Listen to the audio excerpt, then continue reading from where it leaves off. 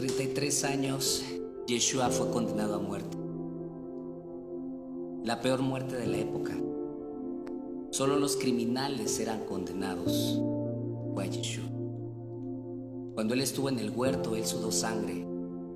Los evangelios nos dicen que Yeshua comenzó a sudar sangre cuando estaba orando en el Monte de los Olivos, específicamente en el jardín de Getsemaní. Esto no es un lenguaje poético, sino una condición médica llamada hematidrosis. No es muy común, pero puede darse cuando un alto grado de sufrimiento psicológico existe.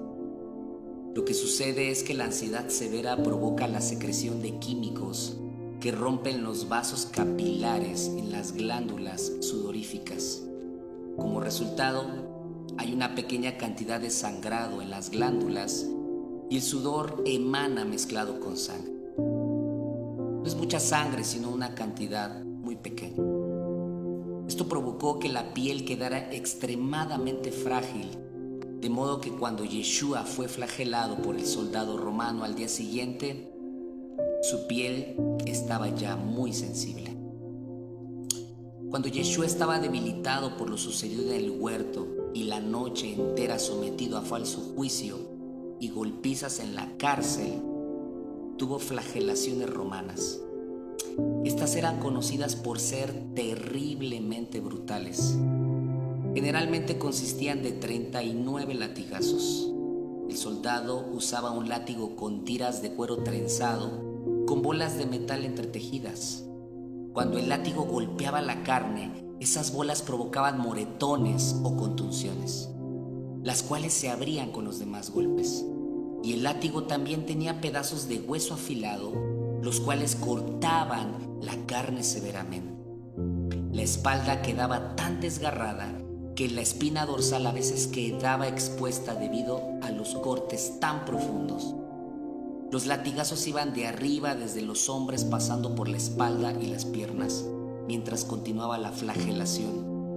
Las laceraciones rasgaban hasta los músculos y producían jirones temblorosos de carne sangrante. Las venas de la víctima quedaban al descubierto y los mismos músculos, tendones y las entrañas quedaban abiertos y expuestos. La víctima podía experimentar un dolor tan grande que lo llevaba a una conmoción hipovolémica. Esto significa hipo, bajo, vol se refiere a volumen y hémica significa sangre. Por lo tanto, conmoción hipovolémica quiere decir que la persona sufre efectos de la pérdida de una gran cantidad de sangre. Esto causa 4 efectos. El corazón se acelera para tratar de bombear sangre que no existe. Baja la presión sanguínea, lo que provoca un desmayo o colapso. Los riñones dejan de producir orina para mantener el volumen restante. La persona comienza a sentirse sedienta porque el cuerpo ansía fluidos para reponer el volumen de sangre perdido. Cuando Yeshua iba camino al monte, se encontraba en condición hipovolémica. Mientras ascendía por el camino hacia el lugar de la ejecución, llevando el madero horizontal, él finalmente se desplomó y un soldado romano le ordenó a Simón que llevara ese madero por él. Luego Yeshua dice: tengo sed, y en ese momento se le ofrece un trago de vinagre. En el momento de la crucifixión, la muerte de Yeshua fue todavía peor que la crucifixión común. No a todos los criminales condenados los clavaban en un madero. Muchos eran amarrados. A Yeshua lo acostaron y clavaron sus manos en posición abierta en el madero horizontal. Esta viga se llamaba patibulum y en ese momento estaba separado el madero vertical, que estaba clavado al suelo de forma permanente. Los clavos que los romanos usaban eran de 13 a 18 centímetros de largo, afilados hasta terminar en una punta aguda. Se clavaban por las muñecas. El clavo atravesaba el nervio mediano. Ese es el nervio mayor que sale de la mano y quedaba triturado por el clavo que lo martillaba. Este dolor es similar al que uno siente cuando se golpea accidentalmente el codo y se da en ese huesito el nervio llamado cúbito. Pero ahora imagine tomar un par de pinzas y presionar hasta triturar ese nervio. Ese dolor es similar al que Yeshua experimentó. El romper ese tendón de Yeshua y por tener sus muñecas clavadas, Yeshua fue obligado a forzar todos sus músculos de su espalda para poder respirar. Dolor excruciante es el dolor tan insoportable que literalmente no existían palabras para describirlo. Se tuvo que inventar una nueva palabra llamada excruciante, que significa de la cruz, para describir semejante dolor. Cuando Yeshua estaba en el madero, él fue alzado para unir el madero con el poste vertical y después se le procedió a clavarle los pies. Nuevamente los nervios de los pies fueron triturados y eso debe de haber causado un dolor similar al de las muñecas. Al momento de estar en posición vertical, sus brazos se estiraron intensamente, probablemente 15 centímetros de largo, y ambos hombros debieron haberse dislocado. Solo tome en cuenta la gravedad para sacar su conclusión. Lo que confirmaba, y está escrito en el Salmo 22, dislocados están todos mis huesos. Una vez que la persona cuelga en posición vertical, la crucifixión es una muerte lenta y agonizante por asfixia. La razón es que la presión ejercida en los músculos pone el pecho en la posición de inhalación. Básicamente, para poder exhalar, el individuo debía apoyarse en sus pies, que estaban fijos en el madero, para que la tensión de los músculos se alivie por un momento.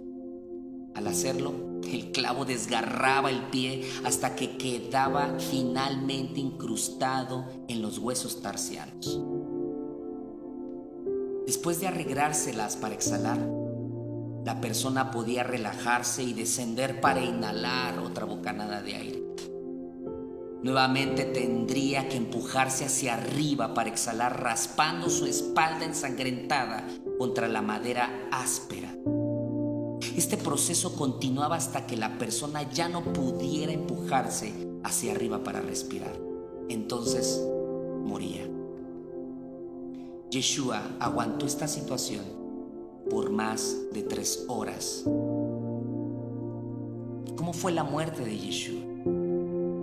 A medida que la persona reduce el ritmo respiratorio, entra en lo que se denomina acidosis respiratoria. El dióxido de carbono de la sangre se disuelve como ácido carbónico, lo cual causa que aumente la acidez de la sangre. Finalmente, eso lleva a un pulso irregular. De hecho, al sentir que su corazón latía en forma errática, Yeshua se hubiera dado cuenta de que estaba a punto de morir, y es entonces que pudo decir: Padre, en tus manos encomiendo mi espíritu, y luego murió de un paro cardíaco. Incluso antes de morir, la conmoción hipovolémica debe de haber causado un ritmo cardíaco acelerado sostenido que debe de haber contribuido al paro cardíaco, lo cual dio por resultado la acumulación de fluido en la membrana que rodea el corazón, llamada efusión pericárdica, al igual que alrededor de los pulmones, llamada efusión pleural. A Yeshua le traspasaron el corazón para acelerar la muerte. Los soldados quebraban las piernas de los crucificados, utilizando para ello una lanza romana para despedazar los huesos de la parte inferior de las piernas. Esto evitaba que la persona empujara hacia arriba con las piernas para poder respirar, así que la muerte le seguía en cuestión de minutos.